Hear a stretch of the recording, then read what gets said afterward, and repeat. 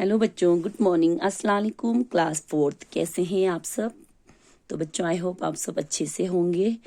तो हम आपका क्लास 4th को लेसन नंबर 4 तक हमने कंप्लीट किया है। आज हम आपको लेसन नंबर 5 पढ़ाएंगे, साधु की सलाह।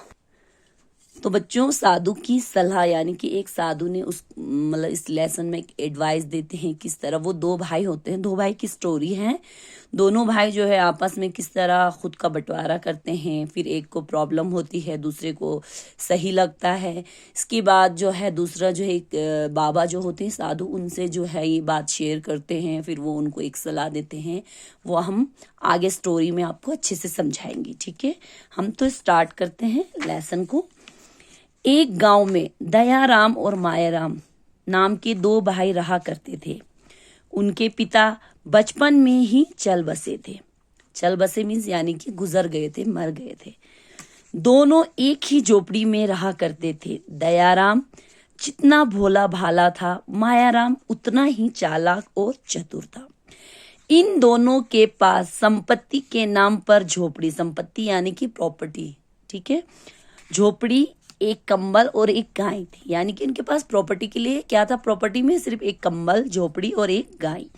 एक दिन मायाराम ने दयाराम से संपत्ति का बंटवारा करने को कहा। मायाराम ने और छोटे भाई दयाराम से संपत्ति का यानी कि बंटवारा करने के लिए बात की उन्होंने।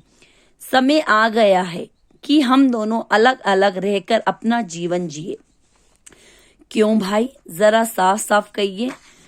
तो सुनो, चूंकि अपने पास आधा आधा बांट कर अलग कर लेने जैसा सामान नहीं है, इसलिए इन्हीं चीजों के इस्तेमाल को बांटना होगा, जैसा आप ठीक समझे भाई। मायाराम तो जैसे फूला नहीं समा रहा था। फूला नहीं समाना यानी कि बहुत ज्यादा खुश होना। झोपड़ी को यूं बांटेंगे कि बाहर का हिस्सा तुम्हारा और भीतर का हिस्सा मेरा।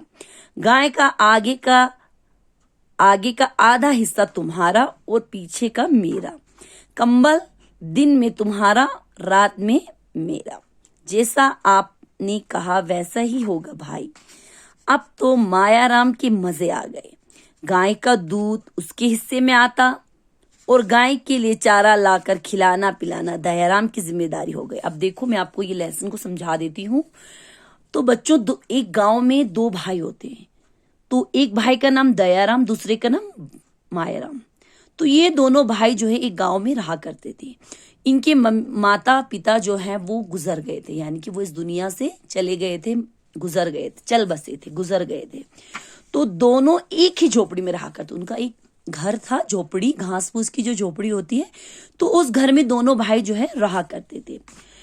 तो दयाराम जितना भोला भाला था, दयाराम छोटा भाई था, वो जितना भोला भाला था उतना ही चालाक। मायाराम उतना ही चालाक और चतुर था, यानी कि बहुत दिमाग वाला था, बहुत तेज था वो। तो इन दोनों के पास प्रॉपर्टी के नाम पे एक झोपड़ी, एक कंबल और एक गाय, इसके अलावा इनके पास कुछ नहीं था।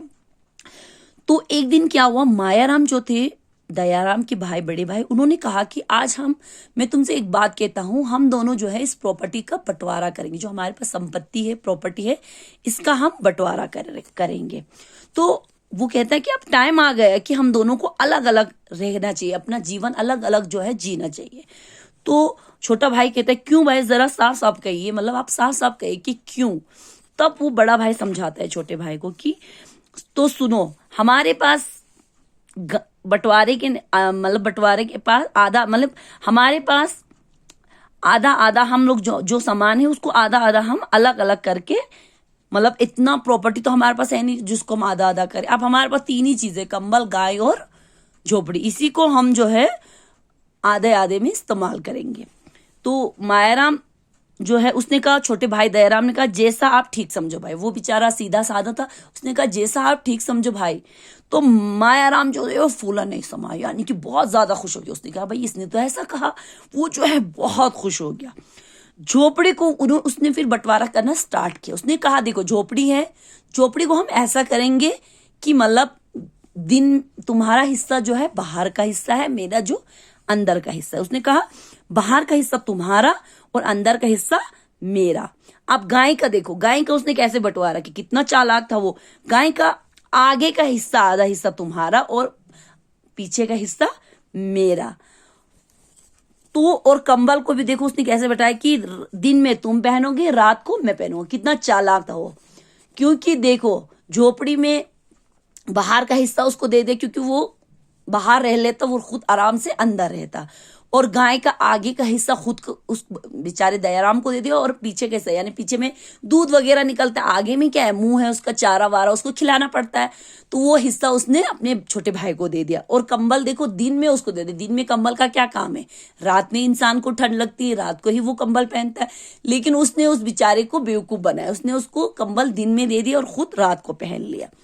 तो उसने फिर भी कहा छोटे भाई ने, जैसा आप ठीक समझो भाई। अब तो मायाराम के मजे आ गए। गाय का दूध का हिस्सा उसके हिस्से में आ गया, और गाय के लिए चारा कौन ला रहा था, आगे का हिस्सा किसका था, दयाराम का। तो चारा वगैरह जो गाय के लिए होता है वो जो है वो दयाराम ला रहा था, और खिलाना पिलाने की सारी जिम्मेदारी उसकी आ गई थी। तो बच्चों यहीं तक रखेंगे, इंशाल्लाह जो है आगे का लेसन हम आपको कल पढ़ेंगे। अल्लाह हाफिज, टेक केयर, अपना ख्याल रखिए, थैंक यू।